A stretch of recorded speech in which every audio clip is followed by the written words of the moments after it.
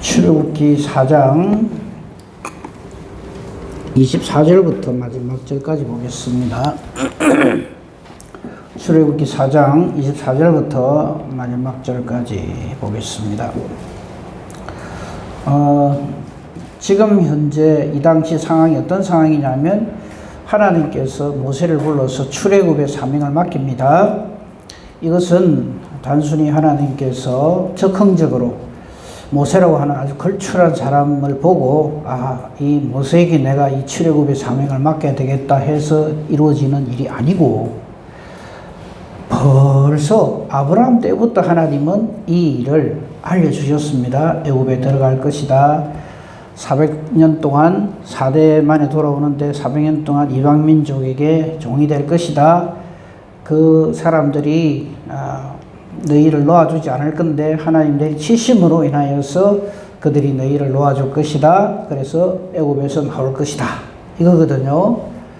그런데 모세 입장에서 볼 때는 참 이해가 안 되는 거예요. 자기는 80무 노인입니다. 뭐 군대를 데리고 가서 구해오라 이것도 아니고 지팡이 한 개 들고 가서 애굽 왕한테 가서 요구를 해서 데리고 나오느라. 그러니까 그냥 뭐 딴 거 다 놔두고 제정신이 있는 사람 같으면 그걸 예 알겠습니다 갔다 오겠습니다 하겠습니까? 벌쩍벌쩍 뛰죠. 근데 하나님께서는 이 일이 사람의 일이 아니라 하나님의 일이라 하는 것을 여러 가지 놀라운 이적과 기사를 통해서 모세에게 확신을 시켜줍니다. 그래서 마침내 우리 다른 거 다 놔두고 이 말씀만 봅시다. 4장 13절 모세가 정말 안 가려고 발버둥을 칩니다. 오 주여 보낼 만한 자를 보내세요. 그렇죠? 저는 아닙니다. 아무리 하나님 나를 택하셨다고 나를 그 하라 한다 해도 저는 아닙니다. 내가 내 자신을 봐도 아닌데 뭐 자꾸 그러십니까? 여러분 우리가 우리 자신을 볼 때 나는 참 괜찮다 내가 그 일 할 만하다 하는 사람은 하나님의 사람 없습니다. 그런 사람은 내만 그런 게 아니고 다 그렇습니다. 아무리 생각해보다 나는 아닌데 하나님이 사랑해 주시고 은혜를 베푸셔서 우리는 그 일을 하는 거지. 우리 중에 어느 누가 내 정도 되면 하나님을 할 만하지 이런 사람은 없습니다. 혹 그런 사람이 있다면 그 사람은 전혀 하나님을 믿는 사람, 예수의 사람이 아니고 자기 그 감정으로 충만한 자기의 어떤 열심으로 죄를 할 수 있다고 생각하는 그런 사람입니다. 그런 사람은 하나님 일을 할 수도 없고요. 하나님 그런 사람 택하시지도 않습니다. 그렇죠? 자, 상황이 이렇게 됐는데 하나님께서는 이렇게 하셔서 모세를 드디어 강건하여 애굽에 보냅니다.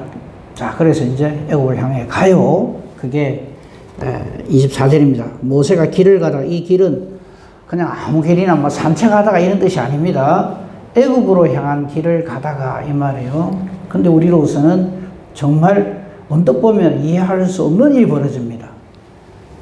숙소에 있을 때, 저 길을 가다가 이제 휴식할 시간이 되어서 이제 숙소에 있을 때 여호와께서 모세를 만나서 이거는 모세를 딱 지명해서 이 말이에요. 모세를 딱 찾아오셔가지고 이 말입니다. 근데 뭐라고 하는가 하면 죽이려고 하는 거예요. 이거 제가 한번 생각해 보십시오라고 숙제를 냈죠. 왜 이러실까? 지금 언제는 하나님께서 안 간다고 팔딱팔딱 뛰는 모세를 불러다가 애굽에 가라 이렇게 하셔놓고 지금 가고 있는데 이번에는 하나님이 모세를 죽이려고 그래요. 그리고 그 해결책이 뒤에 나옵니다만 우리 이걸 통해서 몇 가지 깨달아 알아야 할 것이 있습니다. 그걸 먼저 한번 살펴보도록 하겠습니다. 자, 우선 왜 죽이려고 하실까요? 하나님께서. 모세 죽으면 이제 출애굽 안 되는데 미리 말씀드릴게요. 모세 없다고 해서 출애굽이 안 일어나는 게 아닙니다. 이거 명심하셔야 됩니다. 근데 우리는 자꾸 그런 착각을 해요. 아주 이런 훌륭한 분이 우리 교회에 있는데 이분이 없으면 우리 교회 일이 안 된다. 누가 그럽니까? 사람한테 초점 맞추지 마세요. 사람은 매우 유한한 존재고요. 정말 하나님의 붙드심, 은혜 주심이 아니면 지대끼 모르는 존재입니다. 철저하게 자기 위주로 생각을 합니다. 우리가 주의 일을 하는 것은 하나님께서 은혜를 베푸셔서 우리 주님의 심령으로 우리를 변화시켜 주셔서 충성된 마음을 주셔서 우리가 그 일을 하는 거지, 그 사람이 용하고 장해서 그 일을 하는 게 아닙니다. 이거를 우리는 믿음이라 그러고 겸손이라 그럽니다. 믿음으로 겸손으로 주의 일을 안 하면 정말 이런 표현이 죄송합니다. 정말 꼴보기 싫죠. 차라리 안 하는 게 나아요. 절대 겸손, 절대 순종. 그럼 하나님 왜 모세를 죽이려 하시는가 한번 봅시다. 자, 24절. 하나님께서 모세를 만나서, 이건 하나님의 어쩌다가 보니까 아니에요. 아주 의도하고 모세를 찾아오셔서 모세를 죽이려고 하는 거예요. 25절에 십보라라고 하는 사람이 등장합니다. 이 십보라는 모세의 아내입니다. 근데 이런 장면으로 볼 때 이 십보라는 이 모세가 하는 일에 대해서 이때까지 확신을 못했던 것 같아요. 사실 그 아내 입장에서 보면 남편 하는 게 참 이해가 안 되죠. 80분 노인이 지금까지 40년간 광야 미디안에서 자기 아버지 양떼 보살피고 참 신실한 남편이었는데 어느 날 갑자기 어디 갔다 오더만은 애굽에 가야 되겠다 이러니까 어느 아내가 그래요 그럼 갑시다 이러겠어요. 아니 이 사람이 제정신이니까 어디 가서 뭘 보고 와가지고 지금 이런 소리 하는가 안 싶겠어요. 아마 요 장면을 볼 때 좀 이렇게 좀 비협조적인 것 같아요. 그런데 하나님께서 모세를 죽이려고 할 그때 십보라의 하는 행동을 보면 그걸 알 수 있어요. 돌칼을 가져다가 그의 아들의 포피 이거는 우리 소위 말하는 이제 할례를 행하는 거죠. 그게 26절에 할례라는 표현이 아예 나옵니다. 그리고 그 아들의 그 살 껍데기를 베어다가 이제 하나님이 죽이시려고 하는 모세의 발에다가 갖다 대면서 이렇게 말을 합니다. 당신은 참으로 내게 피남편이로다. 생명의 남편이다. 이렇게 선언을 할 때 여호와께서 그를 놓아주셨습니다. 그럼 이걸로 볼 때 뭘 알 수 있습니까? 하나님께서 모세를 죽이려고 한 까닭은 그의 아들에게 할례를 행치 아니함, 요거 때문이죠. 여기서 우리 하나 깨달아야 할 것. 내가 아무리 중차대한 하나님의 일을 맡아서 하나님이 직접 내게 말씀하시고 내가 그 일을 감당한다 할지라도 이미 선언되어진, 이미 말씀하신 하나님의 언약을 불순종하면서 그 일을 할 수 있다? 그런 것은 없습니다. 그렇다면 이 할례에 관한 말씀을 우리가 좀 봐야 되겠죠. 우리가 이미 창세기에서 봤습니다만 그때로 한번 가보겠습니다. 창세기 17장입니다. 이 창세기 17장을 유의해서 보지 않으면 이 장면이 이해가 안 돼요. 아니 모세같이 훌륭한 사람을 그 싫다는 모세를 하나님이 강권해가지고 이렇게 일을 맡겨놔 놓고 그 잘하는 거 할례 하나 하는 것 때문에 이렇게 죽이려고 들어? 하나님이 좀 그런 거 아니야? 아니 어느 일이 더 중요한데 그 잘한 거, 그 아들, 모세가 그 한 것도 아니고, 아들 그 할례 안 하는 것 때문에 모세를 죽이려고 든다. 이래 생각하기가 참 쉽습니다. 근데 그렇지가 않습니다. 자, 창세기 17장은 매우 중요한 하나님의 언약이 선포되어지는 것인데, 그건 뭐냐면, 할례를 행하는 거였어요. 17장 10절을 한번 보십시다. 너희 중 남자는 다 할례를 받으라. 이래서 예외가 없습니다. 11절. 이 할례를 행하는 것, 포피를 베는 이것이 언약의 표징이다 이랬어요. 그리고 이 언약의 표징인 할례를 행하는 이것은 모든 남자가 행해야 되고 12절에 대대로 행해야 됩니다. 만약에 하지 아니하는 자는 백성 중에서 끊어집니다. 14절에 그가 내 언약을 배반하였음이니라 이랬어요. 절대 순종해야 됩니다.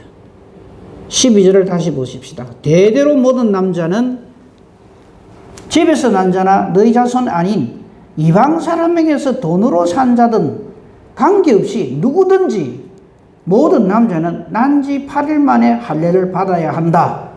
누구든지 구원받는 거예요. 이거 외에는 길이 없다. 요한복음 3장 16절 말씀하고 연결되는 말씀. 누구든지 우리의 할례의 실체이신 예수 그리스도를 믿는 자만이 구원을 받습니다. 이걸 어기고 출애굽 아니라 그 어떤 일을 행해도 그건 하나님 백성이 될 수가 없습니다. 그러니까 우리가 어떤 하나님의 엄청난 일을 맡았다고 해서 뭐 대충 저는 이런 경우도 있어요. 억수 중요한 일을 합니다. 하는데 예배 시간이야. 아이고 뭐 이게 바빠 죽겠는데 그 예배 그거 뭐 다음에 드려야 되지 그거는. 참 큰일 날 소리를 합니다. 하나님이 말씀하신 것은 절대 순종해야지 형편처지 상황에 따라서 이래도 되고 저래도 되고 하는 것은 없습니다. 그러면 이 할례가 왜 그리 중요한가? 그 배경은 16장 16절을 한번 보십시다. 하갈이 아브라함에게 이스마엘을 낳았을 때 아브라함 나이가 86세였어요. 아브라함이요, 하나님께서 네 몸에서 날 자를 통해서 내 약속의 자녀가 되고 이렇게 하나님께서 복을 그에게 준다 이러니까 아브라함 자기 생각으로 자기 아내 사라의 말을 듣고 몸종인 하갈을 통해서 이스마엘을 낳아요. 그때가 86세였어요. 그리고는 기고만장합니다. 아, 이제 난 아들이 있다. 하나님이 이 86세의 이스마엘을 낳은 아브라함에 대해서 자그만치 13년간입니까? 침묵하십니다. 그러니까 일부러 17장 들어오기 전에 16장 16절에 아브라함 86세에 이스마엘을 얻었다. 86대 99입니다. 17장 1절 아브라함 99세가 됐을 때 이 13년간 아브라함 아주 어깨에 힘이 팍 들어가 있습니다. 나도 이제 아들이 있다. 내 대를 이을 아들이 있다. 하나님이 내 몸에서 날 자를 통해서 하나님의 큰 역사를 이루고 복을 주신다 했으니 내가 그걸 이루어 놨다. 이렇게 생각하고 있는 거예요. 17장 1절에 하나님께서 아브라함에게 나타나십니다. 하나님이 나타나셔서 하는 말에 집중해야 됩니다. 하나님 나타나셔서 하는 말이 전부 다릅니다. 근데 이때 하나님께서 아브라함에게 하신 말씀을 잘 보세요. 나는 전능한 하나님이다. 이거 뭐 모르겠습니까? 근데 하나님이 이걸 강조를 합니다. 아브라함, 너 나 전능한 하나님이야. 전능한 신이야. 네가 지금 나를 어떻게 보고 이런 짓을 하고 있어? 이 말입니다. 나 전능한 하나님이야. 너 내 앞에서 똑바로 해. 이 말입니다. 너는 내 앞에서 행하여 완전하라. 나는 네가 지금 한 이 일이 내 뜻하에서 전혀 맞다. 이 말입니다. 너는 지금 아들을 낳았다고 기고만장하고 있지만 나는 네가 한 일에 대해서 그게 얼마나 틀렸다는 것을 일부러 네가 확 늙어가 99세 돼가지고 도저히 남자로서의 기능을 하지 못할 그때 내 하는 거 잘 봐라. 어째서 너의 후손이 존재하게 되는가 잘 봐라. 이 말입니다. 그리고는 언약을 베풉니다. 너 이름 바꿔. 5절에 보면 이제 아브라함이라 하지 말고 아브라함이라 해라. 내가 너하고 새 언약을 세워가지고 영원한 언약을 세워서 영원한 기업이 되게 하고 나는 그들의 하나님이 될 것이다. 너와 내 후손에게 이랬어요. 여기 말하는 이 후손은 이스마엘 아닙니다. 우리가 잘 알다시피 이삭이에요. 너 지금 네가 뭐 하나 낳았다고 아들 낳았다고 하나님 걱정 마세요. 나중에 그 소리 합니다. 아브라함이 이삭을 주겠다니까 뭐라는지 압니까? 이스마엘이나 하나님 앞에서 복받고 잘 살기를 원합니다. 이런 소리를 해요.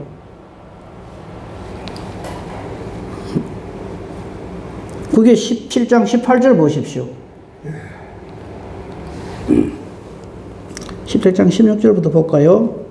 내가 그에게 복을 주어 즉 사라에게 복을 주었어. 그가 내게 아들을 낳게 하겠다. 그래서 여러 민족의 어머니가 되게 하겠다. 그럴 때 아브라함이 웃습니다. 속으로. 아이고 하나님. 그게 17절입니다. 아브라함이 엎드려 웃으며 마음속으로 이르되 100세 된 사람이 어찌 자식을 내가 지금 나이가 100인데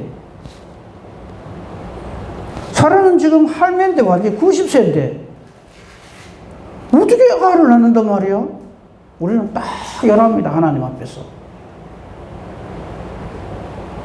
이런 걸 뭐라 그래요? 내가 하나님이죠. 하나님이 이런 말씀하는데도 이거 말도 아니야. 내 생각은 그게 아닌데. 그게 이 말이가 그게. 그럼 누가 하나님입니까? 내가 하나님입니까? 이런 말씀을 하는 그 하나님이 하나님입니다.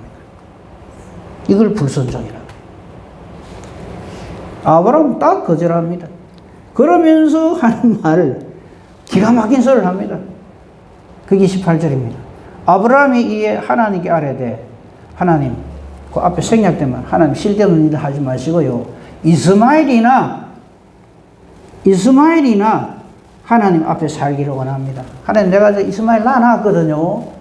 그 뭐 이상한 소리 하지 마시고 뭐 사라를 통해서 뭐 아들을 주니 내가 지금 나이가 100인데 내 아내는 90인데 나는 남자 구실을 못하는데 내 아내도 경수가 끊어지는데 뭔 소리를 하십니까? 요구하고 모세가 내가 지금 나이가 80인데 지팡이 한 개 들고 바로 앞에 가서 이스라엘 백성을 구원하다.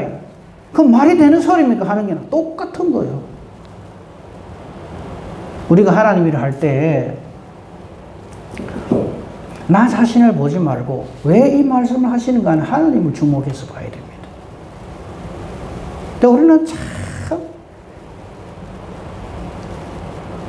하나님의 일인데도 거기에서 내 생각을 딱 앞세웁니다. 이거 요래되면 좋겠습니다. 여러분. 물론 그래 기도는 할 수 있죠.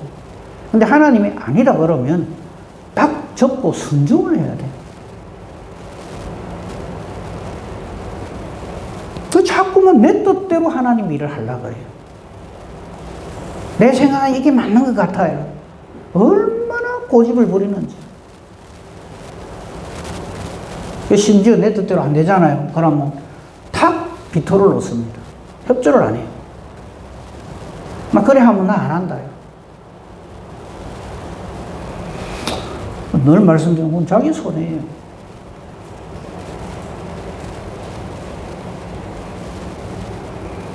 이럴 때 하나님께서 요 일이 벌어지기 전에 아브라함에게 딱 선포하신 것이 바로 이 할례거든요. 이 할례는 겉으로 보기에는 남자 성기의 그 껍데기 끝부분을 잘라내는 겁니다. 지금 우리로 치면 포경수술이죠. 그죠? 근데 참 내가 기가 막힌 소리 많이 들었습니다. 이스라엘 백성들이 유대인들이 포경수술을 해가지고 뭐 무슨 암을 예방하고 뭐 어쩌고 저쩌고 아무 상관없습니다. 이 포피를 잘라라 이 말은 좀 죄송한 표현입니다. 네 그거 잘라내 빼리라 이 말입니다. 우리는 지금도 나의 어떤 능력으로 하나님 일을 한다고 착각을 해요. 아브라함하고 관련된 말씀을 하나 또 드릴게요. 세례요한이 한 말입니다. 하나님은 돌 갖고도 아브라함 자손 만드십니다. 내가 생산 능력이 있어서 내 새끼 낳아가 내가 내 후손을 만든다? 아니요. 하나님의 자녀는 하나님이 낳으십니다. 우리 하나님의 아들이고 딸이잖아요. 왜 저와 여러분이 하나님의 아들이고 딸입니까? 하나님이 낳았기 때문입니다. 그게 뭐 도와드리신 분. 사람이 도울 수가 없어요. 하나님 자녀가 되는 이 일은. 하나님이 하십니다. 누가 강제로 막 억지로 시켜갖고 어떤 한 인간이 하나님을 아버지라 부르겠어요. 절대 하나님의 은혜요 능력입니다. 지금 하나님의 자녀는 하나님이 나아가겠다 선포하는 게 이겁니다. 아브라함 잘라라. 네뿐만 아니라 네 모든 후손들도 너희들에게 남자가 있어서 아브라함의 후손이 생겨나고 이스라엘 지파가 생겨나고 아니다 이게. 하나님이 나아가신다 이 말이죠. 이 포피를 자르는 이거는 불순종을 하나님 앞에서 회개하라는 뜻입니다. 그 할례의 고통을 통해서 자기들의 불순종에 대한 하나님 앞에서의 잘못을 회개하고, 그 다음에 볼일 볼 때마다 잘려져 나간 포피를 보면서 그걸 보면서 자기의 하나님 앞에서 불순종을 기억하라 이 말입니다. 그이지 뭐 이게 할례를 해야 이스라엘 백성이 되고 할례를 안 하면 이스라엘 백성이 아니고 표시 내기 위해서 뭐 하나님이 이스라엘 백성이 아닌가 그거 뭐 오줌 넣을 때 뭐 이래 봐야 뭐 하나님이 아십니까? 딱 그 말이죠. 바로 회개의 기회를 주시는 이 말씀을 불순종하면 무슨 뜻이냐면 아이고 우리는 하나님 없어도 얼마든지 우리는 우리 민족 우리 자식들 잘 나아 기를 수 있다 이렇게 생각한다면 그 사람은 백성 중에서 끊어진다 이 말이에요. 근데 지금 이 엄청난 일을 모세가 휙 넘기려고 그래요.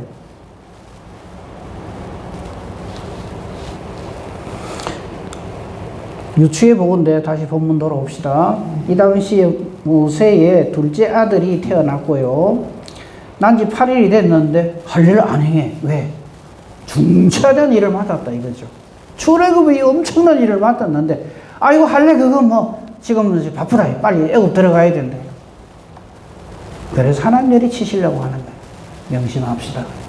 천하 없는 엄청난 일을 내가 하나님으로부터 맡아서 한다 할지라도 하나님 말씀 불순종하면서 그 일을 해도 좋다는 그런 착각을 해서는 안 됩니다.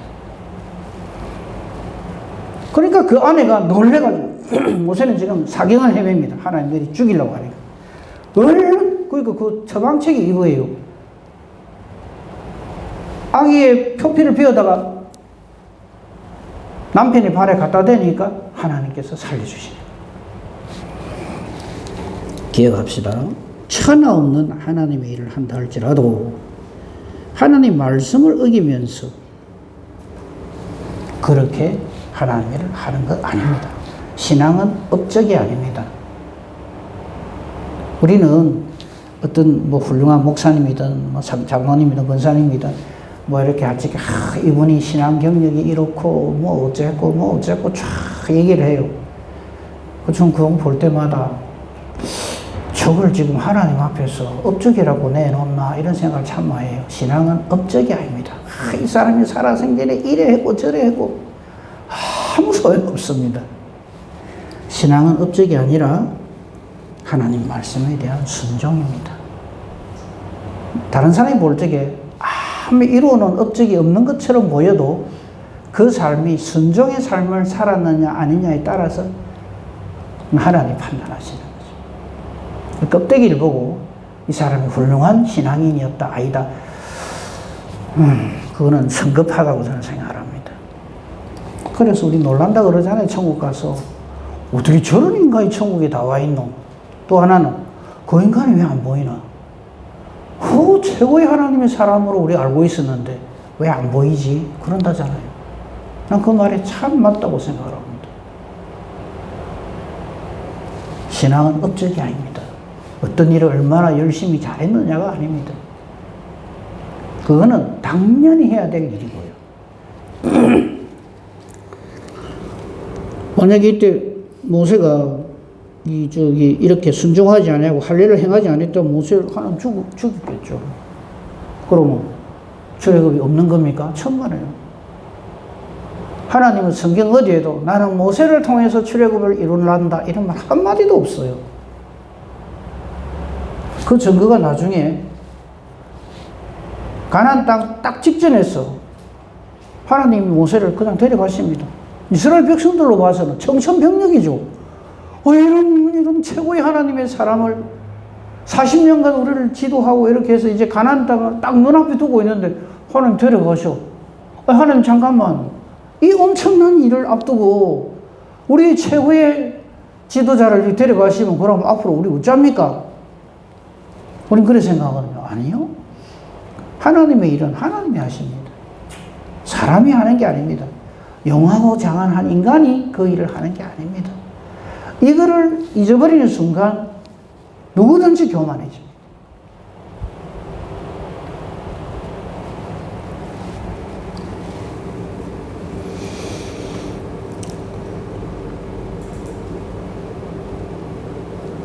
아무리 큰 일을 하나님으로부터 맡았다 할지라도 하나님 말씀에는 절대 순종해야 됩니다.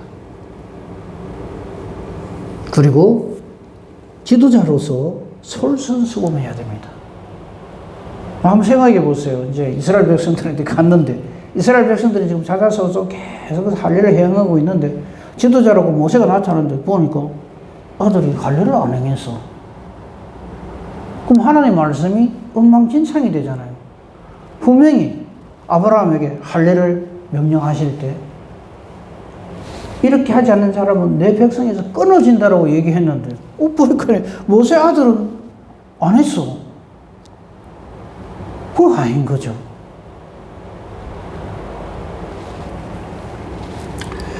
자, 나머지 부분 간단하게 살피고 마치겠습니다. 27절입니다. 26절까지를 통해서 이 하나님께서는 모세와 그 모든 것에 대한 준비를 마쳤습니다. 그리고는 아론에게 역사했어요. 27절에 모세를 맞이해라고 말씀하십니다. 그리고 둘을 만나게 하시고 28절 모세가 여호와께서 자기에게 분부하고 보내신 모든 말씀 또 여호와께서 자기에게 명령하신 모든 이적을 아론에게 알려줍니다. 이걸 공유, 동력이라 그러죠. 이 동력자가 되는 거죠. 그리고 29절 모세와 아론이 가서 이스라엘 자손의 모든 장로를 모읍니다. 야, 모세 아론 일 잘하네. 아니요, 하나님이 오래 하라 했어요. 그렇죠? 그게 3장 출애굽기 3장 16절부터 한번 보십시다. 거기 보면 모세는 펄펄 뛰고 못 간다 할 적 하나님께서 다 일러주시죠. 15절부터 쭉 보면 나옵니다. 그 중에 16절 너는 가서 이스라엘 장로들을 모으고 일단 장로들을 먼저 모아라 이거죠. 그러니까 이게 우리는 순종만 하면 돼요. 말씀대로. 뭐 순종해야 되는데요? 아니고요. 말씀대로 순종하면 돼요. 그리고 요래요래 하라. 그리고 절대 그놈들이 말을 안 들을 것이다. 하나님 내리치셔서 일이 될 것이다 하는 걸 다 알려줍니다. 지금 그 일을 그대로 순종하고 있는 겁니다. 그게 29절입니다. 모세 아론이 가서 이스라엘 자손의 모든 장로를 모으고 아론이 이제 모세의 대변인이니까 여호와께서 모세에게 이르신 모든 말씀을 전부 전합니다. 그리고 하나님 보내신 틀림없는 일이라는 것을 이적을 통해서 증명을 합니다. 말 그대로 백성들이 믿습니다. 와, 이 이스라엘 백성들 신앙이 있네. 아니요, 하나님이 그렇게 만드셨어요. 그게 3장 18절입니다. 자, 이렇게 말을 하면 18절 그들이 네 말을 들으리니 이랬어요. 그래서 듣는 겁니다. 그죠? 이 백성이 그래서 믿는 겁니다. 그리고 믿게 되었을 때 저들은 모세를 통해서 선포되어진 하나님의 말씀을 듣습니다. 여호와께서 이스라엘 자손을 찾으시고 그들의 고난을 살피셨다 하면 듣고 순종한단 말이죠. 믿고 순종하고 머리 숙여 경배합니다. 그래서 이스라엘 백성들에 대한 준비는 끝이 났습니다. 일종의 영화로 친다면 이쪽 이제 준비는 다 끝난 거예요. 출애굽을 할 준비는 다 끝나고 이스라엘 백성들도 이제 확신을 가지고 하나님의 명령에 순종할 준비가 다 돼 있는 거예요. 이제 큐 가면은 바로 출애굽의 역사가 시작되는 거죠. 그게 5장입니다. 모세가 바로 앞에 서는 거죠. 오늘 깨달아야 할 것, 아무리 엄청난 하나님의 일을 내가 맡았다 할지라도 말씀 불순종하고 내 생각대로, 내 고집대로, 내 주장대로 그 일을 하겠다, 큰일 납니다. 우리는 하나님의 큰 일을 맡으면 맡을수록 더욱 겸손해야 하고요. 더욱 순종해야 되고 절대 하나님 뜻대로 살아야 합니다. 오늘도 이 은혜와 복으로 하나님의 자녀로 사는 저와 여러분이기를 우리 주님의 이름으로 축복하며 축원합니다. 아멘. 감사합니다, 하나님. 오늘도 새날을 주셔서 이 하루를 하나님 앞에서 시작하게 해주시니 감사합니다. 예배로, 말씀으로, 기도로 이 하루를 열게 해주시니 감사하옵고 오늘도 주신 이 말씀이 우리 마음비에 새겨지게 하옵소서.